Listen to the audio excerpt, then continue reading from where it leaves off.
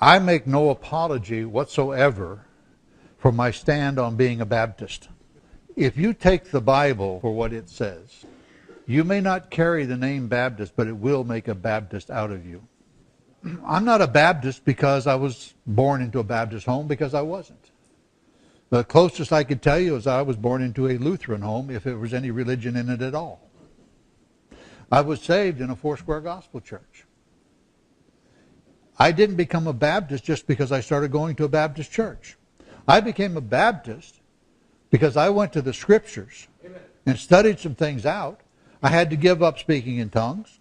The hardest one for me, I had to realize that when God does a job, it's permanent. And by the way, it is the issue that made a Baptist out of me. We were missionaries in France for 12 years. And I want to take you on a tour. If you've done any study of Baptist history, you've heard of a group of people called the albigensians. They're named after a town in southern France. The town is Albi, and I've been there. They were the descendants of a group called the Cathars. I've been to some of the places I'm going to show you in the beginning of this tonight. I've climbed those mountains. I've walked where they've walked. I've been to the town where the last of them were wiped out. These groups of people that are called the Cathars existed in southern Europe, Italy. The Waldenses, which we also study in Baptist history, were also called Cathars. They existed from the middle of the 2nd century until 1209 in southern France, when they wiped them out. That's a long time. We got a big goal ahead of us, to keep the gospel pure for another 1,000 years like they did. If you go to normal histories, you will find things said about them that are just plain not true. They will call them dualists. They will call them deists. They will call them Manichaeans and things like this, that they were not. These were good, sound people of Baptist heritage. And we need to understand that. These people stood at great cost to themselves that we might have the gospel in its purity today. And like I say, we don't have an exclusive on the truth. We're not the only ones that are saved. We're not the only ones going up in the rapture. We're not any of those things. But there's a reason to be a Baptist. If you take and read modern church history, you're going to hear it said that the Puritans brought us religious freedom. They did not. They wanted a state church. They wanted to be able to legislate what you believe. Legislate where you can worship. You had to get a license from them in order to preach.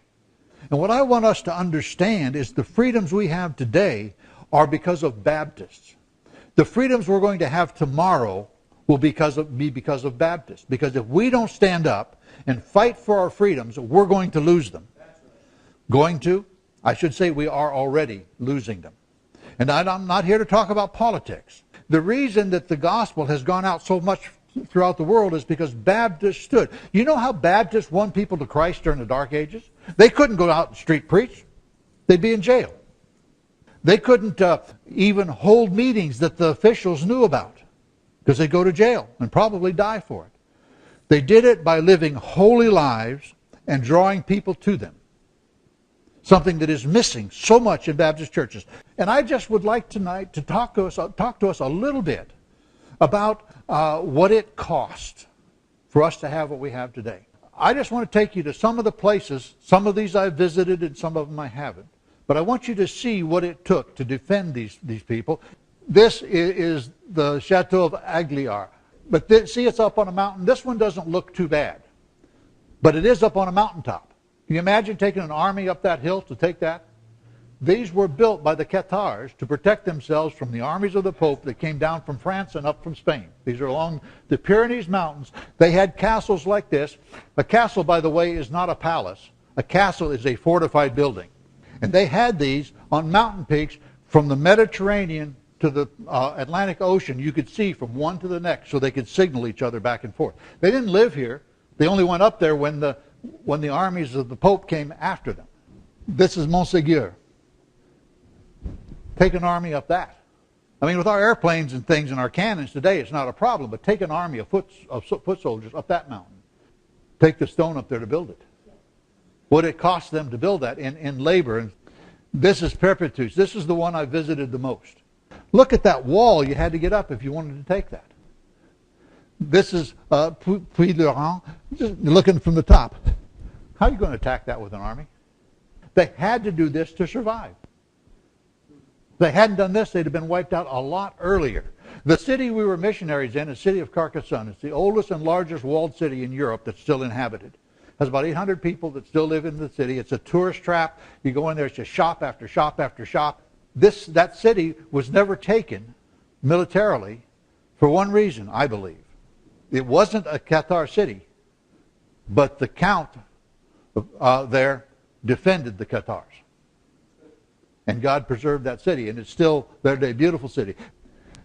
This is Las Tours, and it's called that because that means the towers, and you can see the towers there and things. This next shot is a little further back that gives you a little better view of the terrain you had to go up to get there. Caribous. This one right here, when you were at that one, Perpetuus, that I mentioned earlier, I said that's the one we visited the most. When you're up there, you could see this one. Or when you're here, you'd look back and see that one, because you could see them from place to place. This is a little further view of exactly the same castle.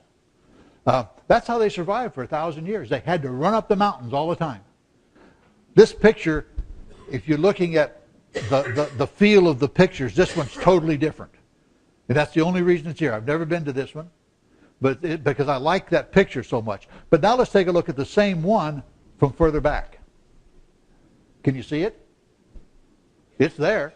These castles were built to defend the gospel, if you will, so they could have the freedom to worship. Cathar, all right, the English word is Cathari, but we were missionaries in Cathar country, and I learned Cathar. So you're going to put up with my French pronunciation of it. But what's interesting is the meaning of the word. You see up there at the top, I've got the Greek, then I've got the English letters, and then the French name. Quite similar, isn't it? Catharos means clean or pure, either literally or figuratively. The Cathars were called the pure ones. It's translated in the Bible. One time it's translated clear. And you know what? It's interesting where it's translated clear, because the same verse has it translated pure. It's used twice in that verse, and it's the verse that talks about the streets of pure gold, clear as glass. So that gives you a little picture of what the word means. It's translated 10 times clean. But most of the times it's translated pure. Translated 17 times, and it's usually, not always, but usually talking about either a pure heart or a pure conscience. Cathar or Cathari means the pure ones. Cathars were called by this name because they lived pure lives and held to pure doctrine. Let's explain this name Cathar just a little bit. The name first appears in the 2nd century, about 150 AD. At that time, there was an issue that came up amongst the churches. It was the doctrine of baptismal regeneration. With baptismal regeneration, it drew unsaved pagans into the church, created impure churches. Churches that started doing things like the burning of incense and the worshiping of idols and things like this started coming into the churches. Later became the Catholic Church. But it started back here. Those who maintained purity were called Cathars, or the pure ones. They maintained purity of doctrine and purity of life. About the same time, there was another name that they started calling these people, and it was Anabaptists. Anabaptists didn't start in the Reformation or with Zwingli. They started way back here. And the reason they were called Anabaptists is because these Cathars, in order to keep their churches pure, would not accept baptism from the impure churches. If I'm trying to grow a church, I wish I could just accept anybody in as a member that wanted to come. But if I do, I'm going to end up with a corrupt church. So we can't do that. We have to stand firm on it. In conclusion, the Cathars were ridiculed and persecuted because of their purity. That's what the name means. That's where they were given it. In our day, those who practice pure religion are also ridiculed. in many places persecuted, and it's coming to America. It's on the way. Let me just warn you, persecution in a real sense is on the way. I can't tell you when, but I can tell you it's coming. And I believe soon. We're going to have to get some backbone and be willing to stand up for the truths of God, even though if it costs us jail or our lives. The day is coming. You don't think that things just all of a sudden fall apart at the rapture, do you, on this earth? No, it'll start before that. And we're going to see it. To destroy a people, you must first sever their roots. What's happened in America and the world at large is they've tried to sever the roots of the Baptists. They've tried to make us something we were not. They've tried to make us products of the Reformation instead of the Reformation being products of those who are willing to stand and die for the truth. That's a sad thing. We're letting them do it. Our Bible colleges, many of our once great Bible colleges, are caught up in this. Some of the colleges that we consider good today are starting down the road, and they're starting by letting contemporary music in. So we need to understand that it costs something, and we need to stop this, them severing us from our roots. We must remember our roots and honor our forefathers. Do you know why it is so hard to reach a Catholic for Christ? It's not because they believe the doctrines of the Catholic Church. Most Catholics don't even know what they are. It's because they have been taught from the earliest ages that to change from Catholicism is to dishonor their parents and their roots. We need to have that same thing taught in our churches. Not so much that it dishonors our parents, but that it dishonors God. Amen. To change. And is He not our Father if we're saved? It's important that we know who we are, so we know why we're here, where we've come from, and where we're going. There are some good things about getting old, and there are some bad things about getting old. Some of the good things is all the experience you've had. But I'm going to tell you the thing that hurts me the most. I remember when Baptists stood where they're supposed to. I've watched the evolution. I've watched what's happened in our country. My earliest memories are 1944. I've watched us go from this is what I think to this is what I feel. That's an attitude that changes everything in what we do. Then God blessed me by giving me 12 years ministry in France, where I walked in the footsteps of these people that I'm talking about here tonight. I walked up those castles. I went to the Center of Cathar Studies in Carcassonne, France, where I was a missionary. I've got a stack of French books like this on these people.